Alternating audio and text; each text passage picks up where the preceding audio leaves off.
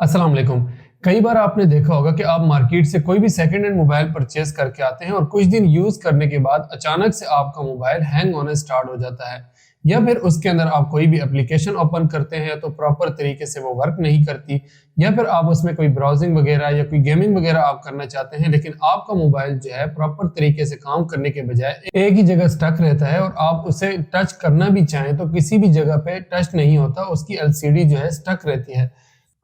तो दोस्तों आज मैं आप लोगों के साथ कुछ ऐसी सेटिंग्स शेयर करूंगा जिसे यूज करके आप अपने मोबाइल को स्मूथ कर सकते हैं, या कुछ ट्रिक्स भी आपको बताऊंगा कि जिसे आपने रैंडमली अपने मोबाइल में देख के चेक कर लेनी है कि आया वो तमाम की तमाम चीजें जो बताई गई हैं वो आपके मोबाइल में उसी तरीके से वर्क कर रही है कि नहीं कर रही। तो टाइम ज़ाया किए बगैर हम चलते हैं अपने मोबाइल की स्क्रीन पर और देखते हैं कि कौन सी सेटिंग्स है और आपने किस तरह से इसे अप्लाई करना है और अपने मोबाइल को स्मूथ करना है। तो दोस्तों बाकी सेटिंग्स बताने से पहले मैं आपको ये बताता चलूं कि आपने 2 से 3 चीजें अपने मोबाइल में लाजमी चेक कर लेनी है और उसके बाद आपने ये सेटिंग्स जो है वो अपने मोबाइल में प्रॉपर तरीके से अप्लाई करनी है और आपको इस सेटिंग्स का फायदा होने वाला है। तो आपने क्या चेक करना है, सबसे पहले आपने सेटिंग में आ जाना है और स्क्रॉल डाउन करके आपने सबसे लास्ट में एक ऑप्शन आएगा अबाउट फोन का, ठीक है। आपने इस पे क्लिक कर लेना है और उसके बाद आपने सॉफ्टवेयर अपडेट का ऑप्शन होगा, आपने इसको सिलेक्ट करके डाउनलोड एंड इंस्टॉल के ऑप्शन को क्लिक कर लेना है और आपने चेक कर लेना है आपका मोबाइल जो है वो अपडेटेड है कि नहीं। अगर आपका मोबाइल अपडेटेड नहीं है तो आप पहले अपने मोबाइल को अपडेट करें और उसके बाद आप इन सेटिंग्स को अप्लाई करें, ठीक है।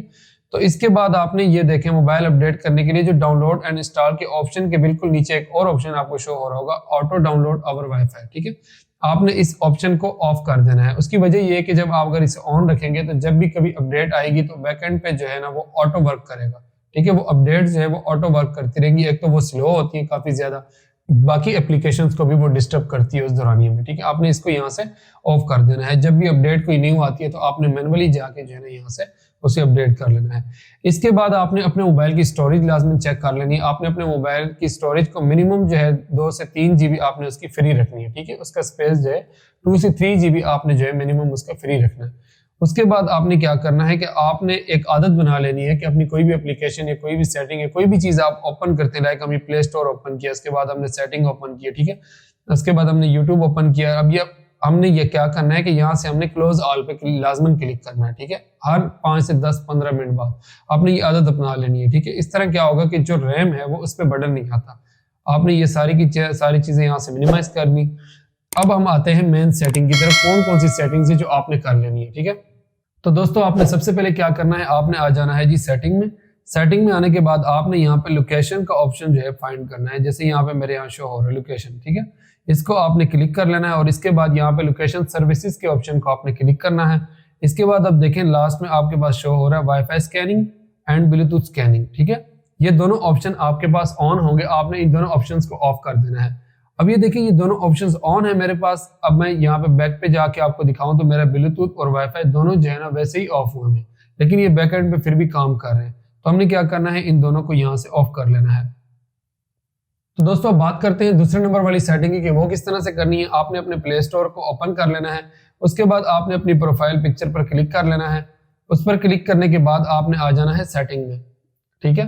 सेटिंग में आने के बाद यहाँ पे एक ऑप्शन आपको शो हो रहा है नेटवर्क प्रेफरेंसेस का, आपने इस पर क्लिक कर लेना है। इसके बाद आपको एक ऑप्शन शो होगा ऑटो अपडेट एप्स, ठीक है। आपने इस ऑप्शन को क्लिक करके आपने डोंट ऑटो अपडेट एप्स इसको आपने सेलेक्ट कर लेना है। इससे क्या होगा, इसको सिलेक्ट करने से क्या होगा कि जितनी भी एप्स हैं जो आपके बैकएंड पे जो है ना स्क्रीन के बैकएंड पे वो ऑटो अपडेट्स होती हैं वो तमाम की तमाम बंद हो जाएंगी।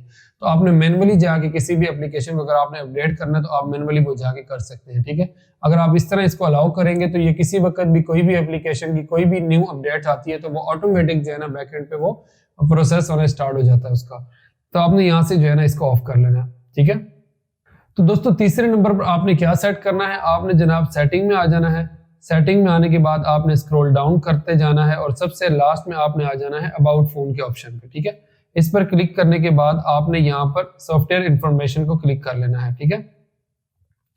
और इसको सिलेक्ट करने के बाद आपने क्या करना है जनाब, यहाँ पे आपके पास बुलेट नंबर शो हो रहा है, आपने इस पर 7 टाइम क्लिक कर लेना है, ठीक है। 7 टाइम क्लिक करेंगे तो उसके बाद आपके पास जो डेवलपर मोड है वो आपके पास ऑन हो जाएगा। आपने बैक चले जाना है, दोबारा बैक जाना है। अब जैसे ही आप सेटिंग में आए थे, सेटिंग में आके आपने अबाउट फोन को सिलेक्ट किया था तो अब अबाउट फोन के नीचे आपको डेवलपर ऑप्शन आपको शो होगा, आपने इस पर क्लिक कर लेना है। क्लिक करने के बाद जो है आपको यहाँ पे विंडो एनिमेशन के ऑप्शन शो होंगे। ठीक है, यहाँ पे काफी ज्यादा सेटिंग है, आप बाकी सेटिंग्स को आपने नहीं छेड़ना, आपने यहाँ से आ जाना है विंडो एनिमेशंस की सेटिंग में। ठीक है, ये देखें window animation scale 1, window animation scale 2 और ये एनिमेटेड ड्यूरेशन स्केल 3। ठीक है, इन तीनों को आपने क्या करना है, आपने इन पर क्लिक करके 0.5x पे आपने इन सबको सिलेक्ट कर लेना है 0.5x पे। ठीक है, आपने इसे ऑफ नहीं करना, अगर आप इसे ऑफ करेंगे ना तो जल्दी के चक्कर में जो है ना मजीद जो है आपको मोबाइल हैंग होना स्टार्ट हो जाएगा। ठीक है, आपने इन तीनों को 0.5x पे सिलेक्ट कर लेना है। ठीक है दोस्तों, इसके बाद बात करते हैं चौथे नंबर पर आपने क्या सेट करना है। आपने सेटिंग में आ जाना है। सेटिंग में आने के बाद आपने स्क्रॉल डाउन करके सबसे लास्ट में आपने आ जाना है डेवलपर ऑप्शंस में। ठीक है, आप यहाँ पर सर्च भी कर सकते हैं,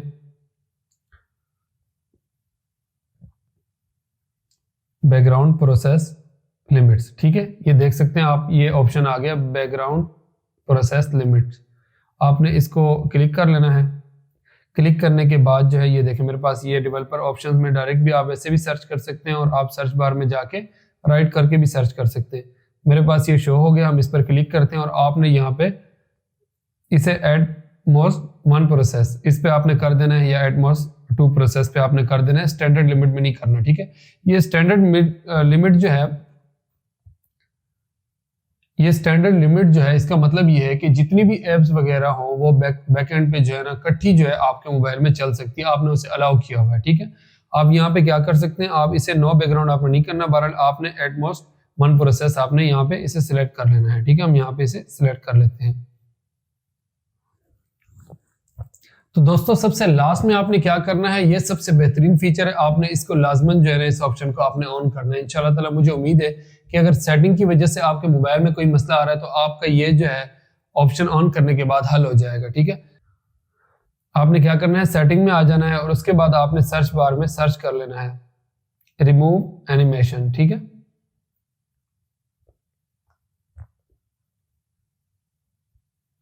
ये देखें रिमूव एनिमेशन हमने सर्च किया, हमारे पास ये ऑप्शन शो हो गया। अगर आप इस तरह नहीं सर्च करना चाहते तो आप जो है ना सेटिंग में जाके एक्सेसिबिलिटी पे आप क्लिक करेंगे और वहां से भी जो है ना आप यहाँ जाके सिलेक्ट कर सकते हैं।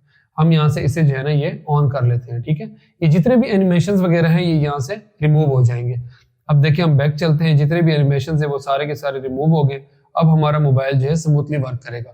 तो दोस्तों ये वो सेटिंग्स थी जो मैंने आपके साथ शेयर कर दी है। आप इंशाल्लाह ताला अगर आपके मोबाइल में ये प्रॉब्लम्स हैं तो आप अप्लाई करें।